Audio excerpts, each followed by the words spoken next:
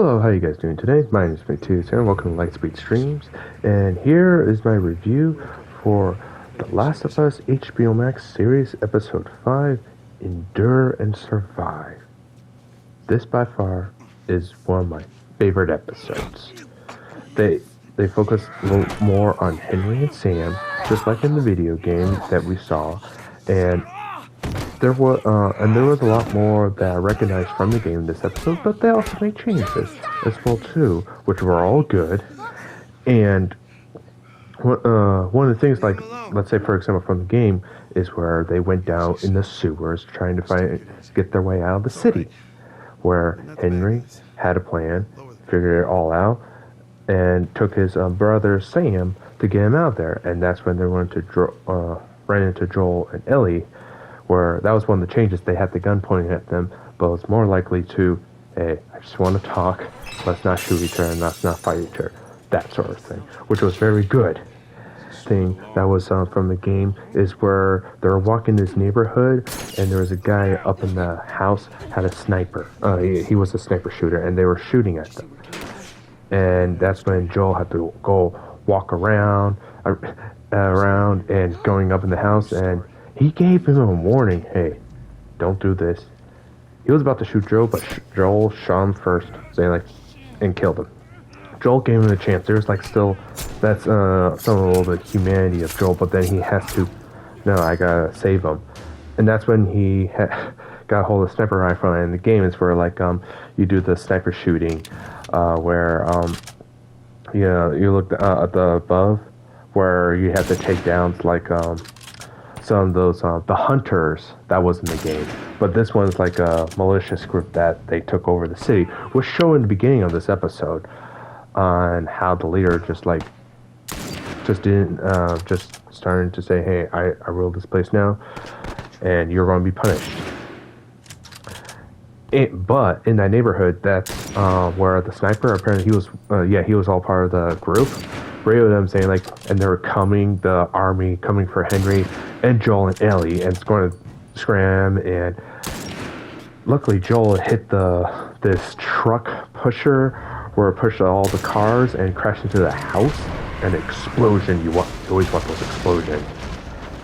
And that is when we get the runners and clickers coming out, but also we get the bloater. The bloater just coming in, just walking around, just taking in the shots and ripping people apart. Like he ripped the guy's head off. Now, they did get rid of the spores, so you're not going to see him throw spore balls at them. So he's just walking around just almost like a human taking, just ripping them apart. Oh man, it was brutal. And and pretty much the army was shooting at them, and that's how Henry, Sam, and Joel and Ellie was able to escape. And the leader was about to catch them, and she really wanted to get revenge for her brother, because Henry killed her brother so he could save Sam, and she would not let that go, and she was eaten by a child clicker. And luckily they were able to get out of there. That whole sequence was pretty cool, and the whole episode still felt like true to the game. What I mean by it is that the spirit of the game, it wasn't exact for exact, but it felt like this feels like The Last of Us. They're doing such a good job with this show series, and I still cannot wait until the next episode. And also, they still kind of almost have that same storyline with Henry and Sam, because at the end, you're okay. Sam was bitten. Anybody hurt? No, we're good. And but this time he showed Ellie that he was bitten. Oh. And Ellie really wanted to try to save him. So what she did was she kind of took her knife, cut her hand a little bit to spread a wound. See, hopefully it might cure him. Which was a good attempt, but about the end, which I expected, he still turned. And that's when his brother Henry had to shoot his own brother, and he ended up committing suicide. And in here, you do see him bury the bodies. And that's when Ellie wrote, I'm sorry, to to the little boy Sam, it was a sad scene, I gotta say, but very powerful.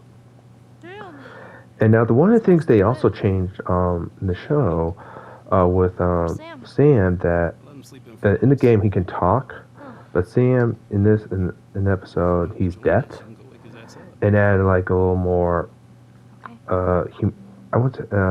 urgency that like he needs to rely on his brother, but also kind of like the innocence of humanity as well too. And it was played by Kevin's own Woodward. I'm sorry if I butchered your name. He's actually deaf, and he did a phenomenal job.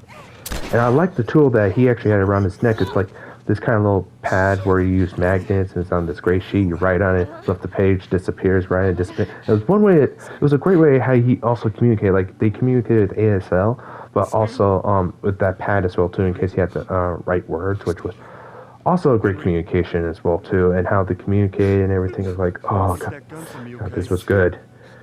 It was very good.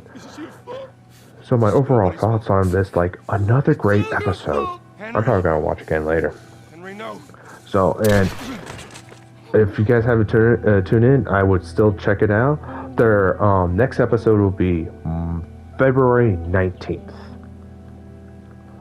So it was only early because of the situation with the Super Bowl. So please let me know down in the comments below of what you think of the current episode, what you like, what you didn't like, and I'm looking forward to hearing your thoughts. Thank you so much for watching, and have a great day. Jackson County. Means we're close to Jackson City, right? Should be more than a few miles. You ready to see dear old brother? I'm just ready to get there. You nervous? I don't know what I'm feeling.